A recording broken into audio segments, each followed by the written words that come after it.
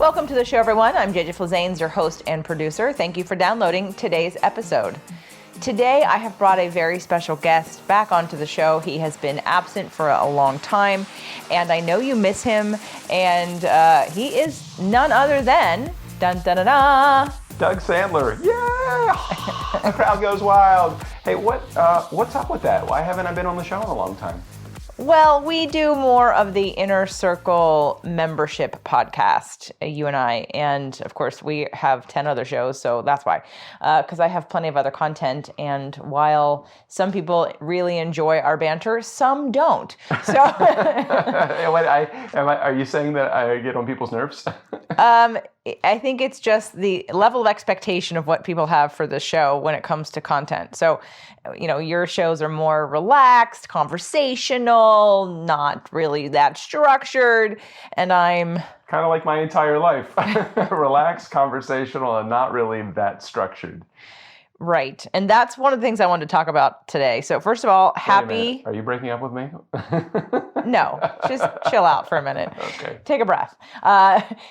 First of all, happy almost New Year, everyone. And probably by the time you do hear this, it will be 2021. So happy New Year. It is currently the 28th of December as of the recording of this episode. And I wanted to share with you, and I talked about it last week when we talked about, New Year's rituals and the ritual that I do and that Doug has done with me now for 2 years. And we're going to do it again this year with Michael Neely again. Like the importance of reflecting on, and the exercise is called reflection. So if you didn't hear that show, I'm offering a free download for anybody who wants to take the exercise that we do and do it for yourself. If you don't have a practice and you'd like to consider doing a practice, you can go to jjflizanes.com/NYE, which of course stands for New Year's Eve. It's just a 2-page document. The first page is the instructions. The second page is what you fill out. And so if you're with one other person or 5 other people, print as many copies as you need for everyone to participate. So why is it, I was getting ready for today's episode and jumping in the shower and just getting ready. And I was looking at the fact that we started a podcast together this year. So you became a co-host on Something to Whine About. Like if we go back and look at this year on a business level, which we're not going to do completely, this show's going to be about relationships, but like a lot has happened. Yeah. And all to the positive. I mean, I know the world seems to be crumbling down around us from everybody else's perspective, but from our perspective, it's actually been a really good year. Now, that's not to be insensitive to those of you that have struggled this year, but hopefully you heard the show that I did with Dee about being open to changing your direction. She is in the mastermind, and she's DeeArntStudios.com. So if you heard Dee's show, Dee is an artist, and her way of making money, in her eyes at the beginning of the year, was to do art shows. Well, the situation of the world canceled in-person art shows. And so, of course, the first instinct is to throw your hands up and say, well, I guess that's it. I guess I can't make money. I guess I'm done. And I said, no, this is the world, the universe, your higher self calling you into something new.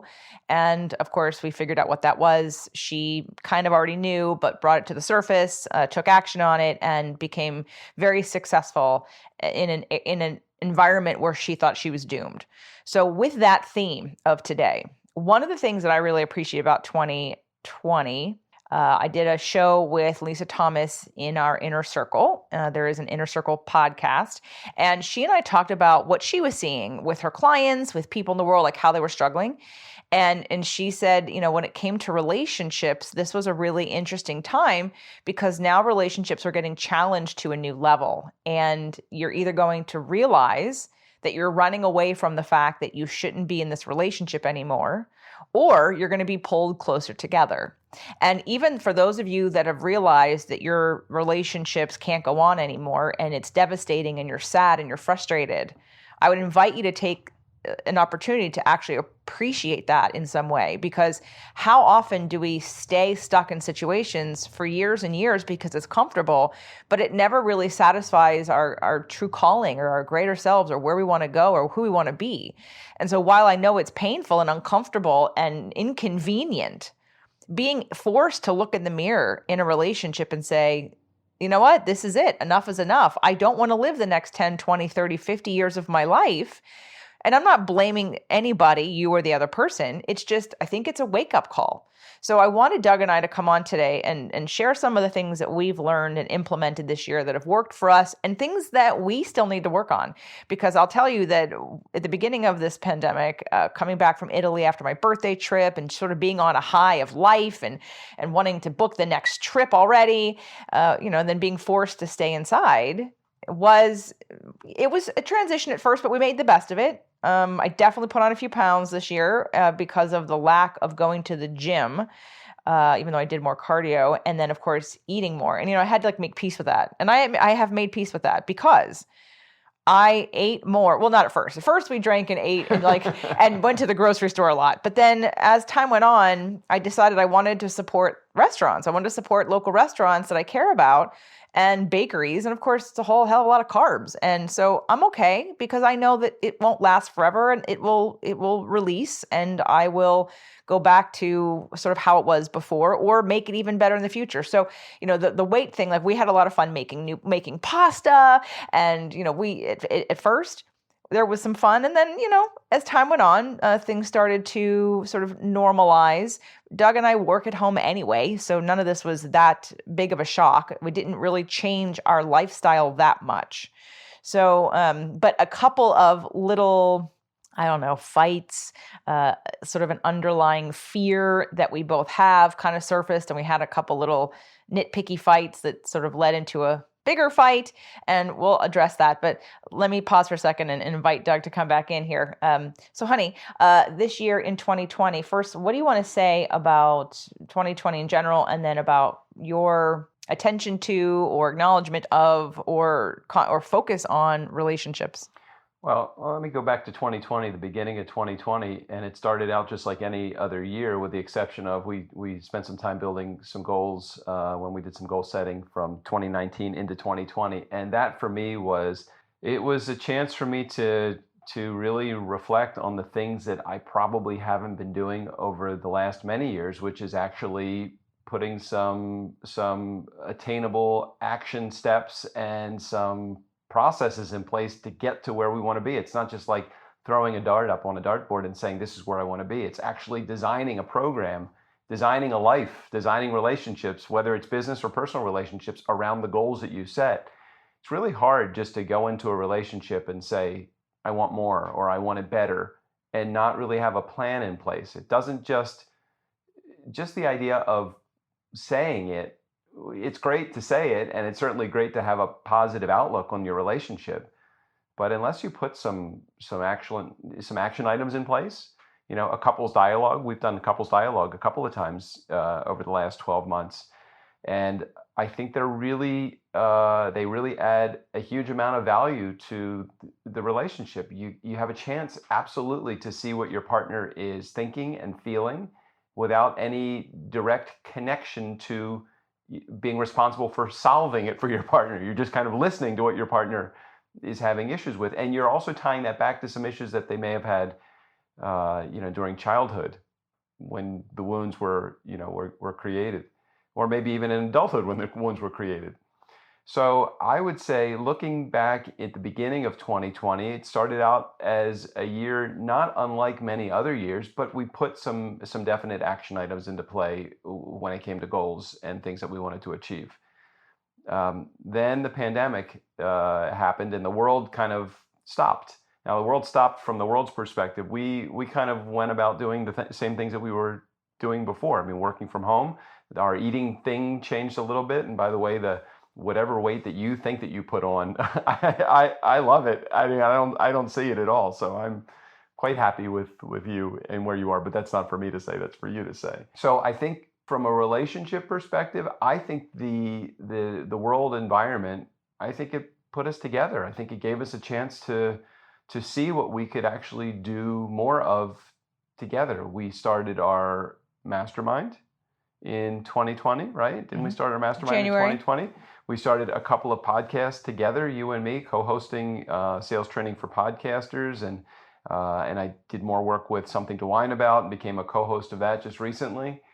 So I think overall, while the world looks at the situation and saying, "Oh my gosh, doom and gloom," maybe again, I see that that's kind of what you're seeing all over the internet is doom and gloom. But in reality, for me, it's been a great year for our relationship. It's been a great year for business.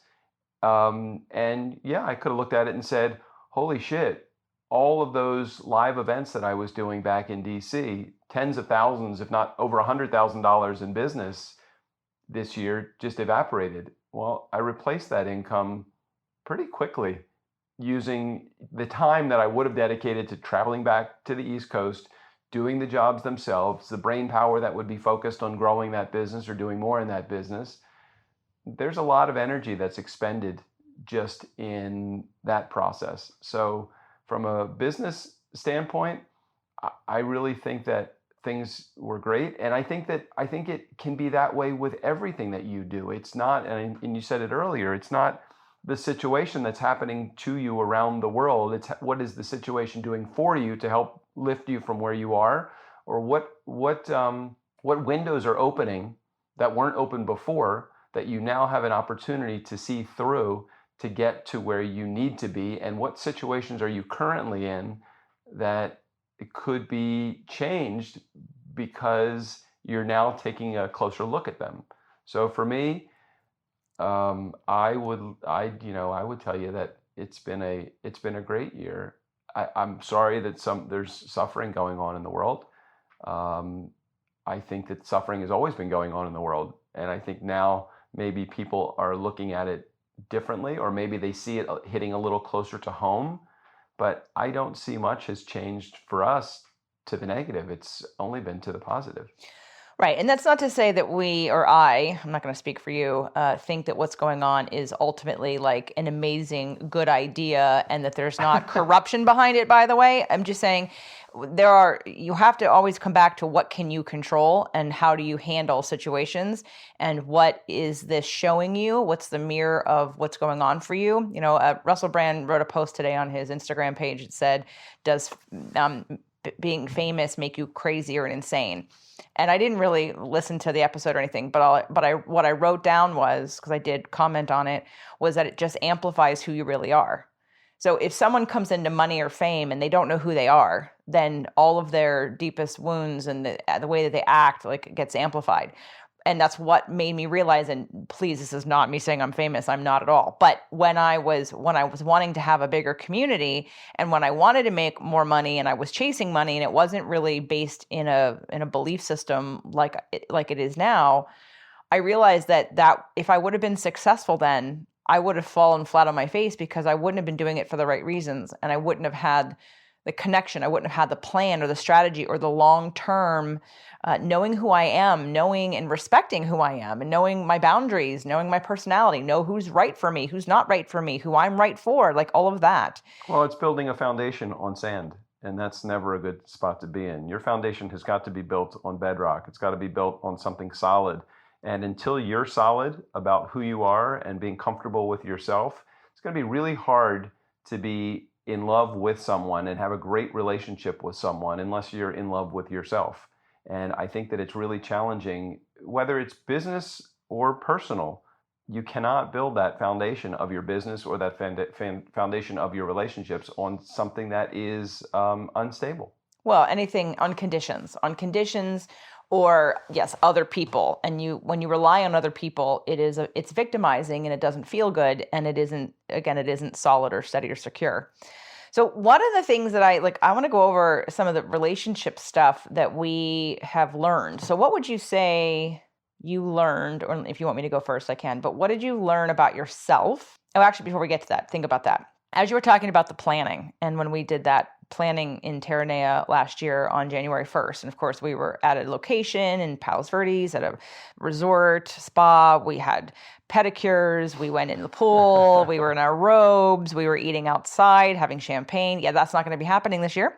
But we will be in Ojai with Michael Neely. We will be doing some of the same practices. We're going to go for a hike. Won't quite be the same environment that we were in last year, but we'll be doing the same processes. But now I realize, you know what we did not do? While we planned the business, we did not plan the personal. And I remember my acupuncturist years ago saying to me, you are a great example of what you preach in that you're always here every week. You take care of your body. You do all the things. And I know that my accountant years ago when I was married could say, and she laughed about what we both valued. And she knew I valued wine, travel, and health because that's where I spent my money. And it's very easy to see when you do your books, where do you spend your money? And I've always invested, always, no matter how much money I was making. I found a way. I always invested in my health. I still go to this day. I've gone in and out of different acupuncturists, but I go to Yosan University, which is, and until we move, which is pretty close by. It's an acupuncture school, and I work with the interns. And it ranges from $30 to $40 a session, and I usually get herbs, so we're talking $50 to $60, maybe max, but normally 30 to 40 that I'm paying for a session, and I go every week. And I know that that's not always possible. And I have worked with other people who charge $100 a session, and I've gone every other week or whatever. But even again, when you want to know what you value, look at where you spend your money and where you spend your time. And I've always been the person who goes to workshops, the person who's reading the books, who's wanting to do this self-help work, not because I was unhappy, because I wanted to be better or I didn't want things to stop me. And I think I've done pretty well in manifesting and attracting the life that I want because I've been doing that. I haven't waited until something really bad happened to look at it. I've taken the cue from my life and from my emotions or from my results and said, I want better than this, or I want to grow, or what can I do? What can I learn? So I think, Doug Sandler, what I'd like us to do in the next couple of days when we do this practice on the 31st, and on the 1st, we'll do the reflection practice on the 31st, and we'll do our goals on the 1st. I would like us to talk about our relationship goals, like what it is we want for our relationship. And, because a couple of years ago, we went to Getting the Love That You Want workshop with Harville and Helen at Esalen. Yeah, that was great. And that was great. And it was a great, and I think we even talked about maybe doing it every year, as a refresher or a way to just spend time, focus on our relationship, because again, in law of attraction, what you focus on expands. If you want a better relationship and you spend no time working on yourself or with your partner, you can't expect a better relationship. As Doug was saying, if you have no plan, it's not going to magically just change. Now, you can change, and when you change, it affects how others respond to you, but it still requires you putting in time and effort into doing the practices, into changing the habits and patterns and behaviors that you have. It's replacing some of the belief systems or neural pathways with new ones. Like, you literally need to spend quality time working on yourself. So I know some of you have heard this. If you're in the Inner Circle membership, you know this story. Not too long ago, I was a little triggered by some fears that I was having, and I couldn't make peace with it. And sometimes it takes me, I work on my own stuff, and a lot of times, given some time between my intuition and the tools that I have, I usually can figure out and let it go. Well, this wasn't going anywhere. It was a new thing for me because I've stepped into a new place in business and in life in the last year and a half. And so this was new, and I couldn't shake it, and I didn't know why. So I reached out and had a session with Dr. Sri Carter-Scott, and I might have already talked about this on the show. Now that I have so many more shows, I can't keep track of where I'm telling the story. So apologize if I'm repeating this. But I had a session with her, and she coached me very differently than I'd ever been coached before. It was very unique. It was more cerebral, wasn't emotional. But within 40 minutes, I knew exactly what the root was of the issue I was having. And the root was like what was left over that I needed to forgive myself for my marriage. And it's because I needed the emotional release also. I felt pretty complete at 40 minutes. I mean, we went to the 60-minute mark, but, we talked about what I needed to do and complete to sort of move through this. And one of the things I needed to do was to emote. I needed to emote, and I knew that Doug would help me. And so I asked him after the session, I said, he was making dinner, and I said, hey, can you help me by doing the couples dialogue with me? I don't need anything from you. I just need you to hold the space for me because I need to let this go. I need to let this out. I need to share this. I need to breathe through it. I need to find it, dig it out, let it release it, and then I need to kind of reset. And he was like, of course. So we had dinner, and then I grabbed my sheets and we went downstairs, and I did a process, and I won't necessarily go into that process here, but that was my knowing that I needed to do something different. So I needed someone else's perspective to uncover what this was really about. And I had no idea, because it was a business matter that was looking at me and my lack of forgiveness of me not being able to fix other people, or not being able to get through to them, or to have the right tools for them, or to be that savior help. I'm not trying to save everybody, but when I put in effort to someone who's asking for help, but they're not ready to receive the help, I still was a little sticky with being a little bit more not taking it personally, but feeling like, well, can I try harder? Can I give you more? Like, I wanted to take more responsibility than is mine to take, because I'm just used to accepting all responsibility because it's been working for me. But it's now learning how to do half and half. So just with, few words, Doug, can you talk about from the perspective of, it was me working through it, you were just there to support me as my partner. How did you feel about me asking you? Because I'm thinking about any of the women or even men who are listening to this who think, well, I don't know how I do that. I don't know if my partner would support me. I think they would feel uncomfortable.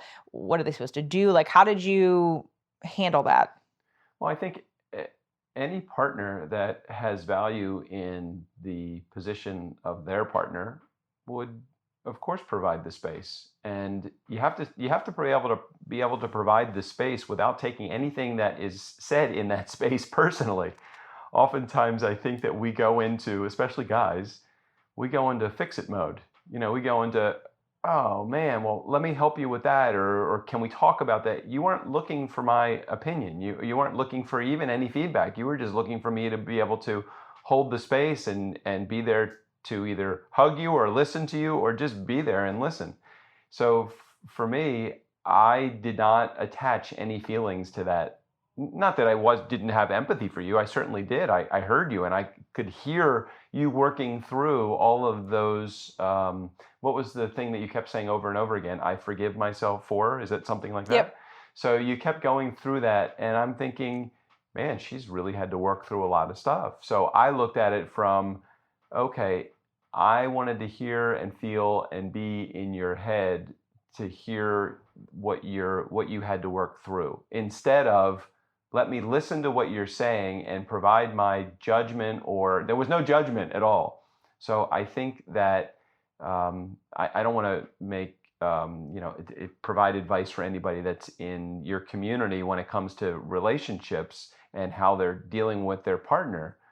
But I can tell you how I dealt with it, and it was just providing that space. I don't think that I've ever provided space in my life until my relationship with you. But you didn't know what that meant. I had no idea what that meant. I would think it was some airy-fairy esoteric thing that was out there to provide space. I thought it was something that just people that were, totally immersed in the woo community would say to each other. But now I get it. It's been several years, and now I get it. I understand what does providing that space mean? It means exactly that. Give that environment to your partner and listen to what they're saying or doing or feeling without judgment, without response, but be there to be empathetic so that you can feel what they are feeling as well. Well, I'm sure it helps to have the script that we use. The couples dialogue script gives it a little framework that you don't have to, because you're just following the directions pretty much on when it's between us. Listen, I wrote a book in 2015 called Nice Guys Finish First, and as a part of writing the book, one of my agreements with my publisher was I was going to go in and read it in the studio. And I remember going into the studio and working on this 6-hour day of reading these 150 pages. And I remember as I'm reading it, I'm like, I kept wanting to go off script. No matter if I had that piece of paper in front of me with the couples dialogue or not that says just read the lines, you always want to, or people have a tendency to want me, when I say we, universal we, or me, we, but there are many people that probably have that desire to, okay, I get what the script says, but let me just throw this in. No, there is no, but just let me. It's the reality of it is read the script, stay there, feel the feelings, and you'll have your turn. If you're in the couples dialogue and you want to do both sides of the couple's dialogue, you will have your turn to not respond, but to share some of the reasons why you're reacting to your partner's words the way that you're reacting is because of not your partner, but because of the wounds that you have and the scripts that are happening in your own head about your own issues. Yeah. And then that was just an example of I used it with him and gave, and again, I think a lot of women expect men to read your minds. Not going to happen. This is where you have to tell them what you want and what you need. I said, can you support me?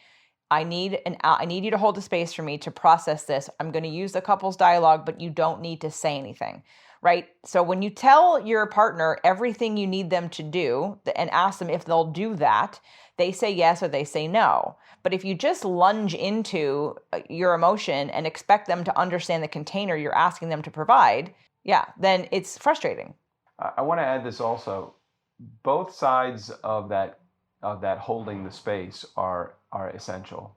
So both sides of the space are really important. Not only is the person that's holding the space need to be able to do that and listen without judgment or exchange or words, the person on the other side, the one that's sharing the information, has got to feel disconnected to a degree with the reaction of the person that's sitting across from them. Because when you start to say something and you're expecting the empathy to come out like immediately, I don't think that's not what the space holding is all about. The space holding is just for you to have a partner that's there, that's listening, and that is not necessarily sharing what their feelings are or their solutions to the problem. So as a person that's providing the information, don't be connected to that person across from you like, well, why aren't you helping me? Or why are you, you have to be as disciplined as the space holder in what your expectations are for that moment. Yeah, it's a practice. And I think we've talked about it many times on the show. I want to just talk about one brief thing that we did learn this year, or I'm not saying we, I don't mean to be speaking for you, but something that just kept coming up. I want to give an example of the power of when you have a little argument and you think it's not a big deal, and then the argument happens again and again and again. My question to you is, how many times does it need to happen before you dive into what's really underneath it? So this particular argument, which I've talked about in the inner circle, it happened about 3 times at least.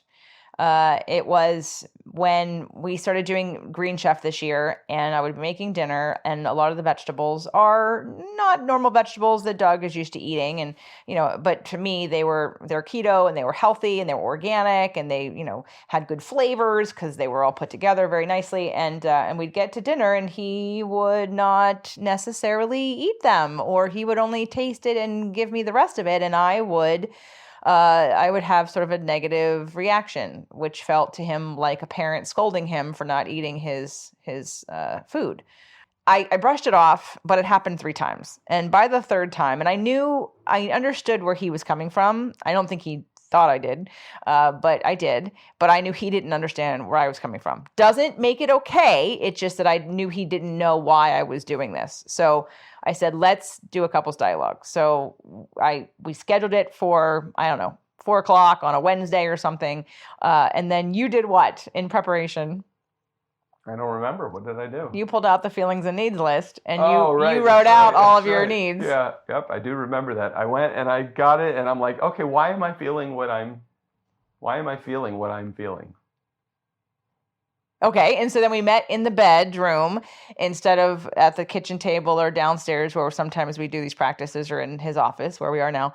And he needed autonomy. He needed respect, not necessarily from me. Again, for those of you who have done this practice, you know how it goes. It's not really about making your partner change their behavior in order so you feel better, but it's acknowledging your needs, and then you act accordingly and ask for help to get those needs met. But at the root of it for me, which I don't think Doug was aware of, correct me if I'm wrong, but the root of it for me was, and I said, and it was good to create space, I said, when it comes to my health, do you have any expectation or fear in the future that you will be responsible for taking care of me or making decisions for my health? No. Right. And I said, well, that's not true for the opposite. So it was me. Now, that doesn't make it right. I'm just saying my fear is that, health is a habit, not an event, and everything you do now affects you in years to come. You're literally everything you eat, everything you think, everything you do is an investment in your future. And when you see people who are very unhealthy in their later lives, you think, well, you had a really rough life or you didn't, right? And sometimes people try to make up for 30, 40 years of bad health with, some miraculous thing. And I'm not saying that can't be helpful and it can't work, but it's a lot harder to go to doing a 180 than to just practice investing and being proactive about where you want to be going now. So we had that conversation, and I, when you want to add anything about how you received that or how that worked for you? I just received it as not the couples dialogue, but the responses to begin with.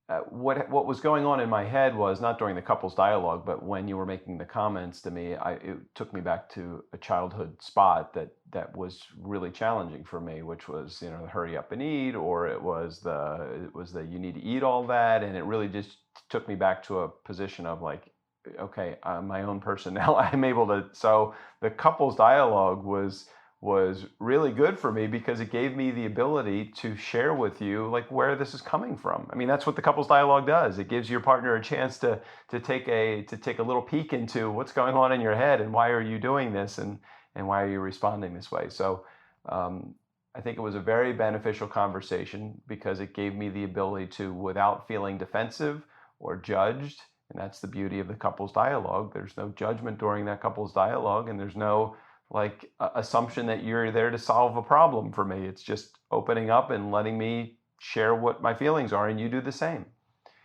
So I think that couples dialogue in 2020 especially, it gave me the opportunity. Let's say the first 2 years I had my training wheels on. And in this past year, I was on my big boy bike. I was on my two-wheeler and really feeling like I wasn't being taught a lesson during the couples dialogue. I was contributing and participating in the couples dialogue as an adult. And as a grown adult, it feels really good to be able to participate rather than just be a passenger. You're actually participating in something that's big. And I think that's great for relationships. It gives you power. What do you think we need to work on, or what do you think you need to work on in 2021? I still need to work on my relationship skills. My communication skills need to be better. Sharing my feelings in the moment. I know I need to release a lot of there's still, tension and stress in some of the daily activities that I go through. There's still a lot of connection to some of the childhood wounds that were created. So for me, I need to do more work on myself, but having the tools oftentimes is great knowing you have the tools, and now you just need to do the work. Another way you could commit to that, I'm smiling right now for those of you that can't see us, like working with somebody occasionally, that's not me, whether it be a coach, a therapist, somebody, I'm just saying, I've done plenty of therapy and coaching. Like I just mentioned, I worked with Dr. Sri Carter Scott, and I'm open to having that kind of feedback and coaching when I'm stuck. But not only that, it also gives you the space of committing to doing it, right? Because if you don't commit to doing it, then it's like, oh, I'm only going to do it when I'm uncomfortable. So which really never gets you too much further than where you are. And what I thought about also that I want us to work on, I would like since we've been doing our practice now since you moved here. So it's been almost 2.5 years that we've been doing a practice. And I think it's time for an upgrade, a practice upgrade. We commit to the exercise, but I was kind of not really reading the books that we're making. I want to do a new practice. I'm ready for the next level practice for us. I don't know what that's going to be yet, but we'll talk about it and create that plan this week. So those are some of the things that we're working on. I definitely am getting better at boundaries. I also want to make a relationship plan. There's a lot of things in the works right now for us personally as well as professionally. So I want to make sure that we do this with grace and ease and balance. And that when we get into stressful times like moving, buying a house, like when that happens, that there's a balance there, that I ask for help, that I invest in help, that I don't lose my mind, that we keep communication lines open, that we take time off. So I hope you guys got some value out of today's episode. I'm hoping that, just like the rest of the show, that something sparked an idea or reminded you of something that you need to do. But the bottom line is always that when you put time and attention into things that you want to have happen, you ask for help, you invest in them in some way, shape, or form, you get support and accountability. That's what adds, nutrients to the soil. You can plant the seed and walk away and hope that it grows. But if you tend to it and you nurture it over time, it will grow. It has to, because your energy is being put into it. And, the best gardeners know that your crops are better when you spend the time and energy there, and you're watching it, and you're every step of the way, you're attending to it. And it's part of the joy and love of life. So I hope that you have an amazing New Year's Eve, no matter what you do. I hope that you take a moment to reflect on what you have accomplished this year, what has worked for you, and even in the worst of it, why that needed to happen to propel you forward into the next version of you. And I'm here to support you. I hope you'll consider joining the Inner Circle membership. The price will go up in March, and we are doing a manifestation challenge January 1st, as well as some exercise accountability and anything else that you need within the month of January. So I appreciate that you're a part of this community. I hope that you are continuing to get value, and I hope that you'll reach out when you're ready to take it to the next level. And Doug, I love you. I appreciate your relationship. I appreciate your attention. I appreciate your flexibility. I appreciate you being open to new things, being ready, being easy, fun. You're a happy person. You want the best out of life. And I am so happy we finally found each other. I love you too, baby. Happy New Year, everybody. Thanks for hanging out with us. Another episode, a great year coming.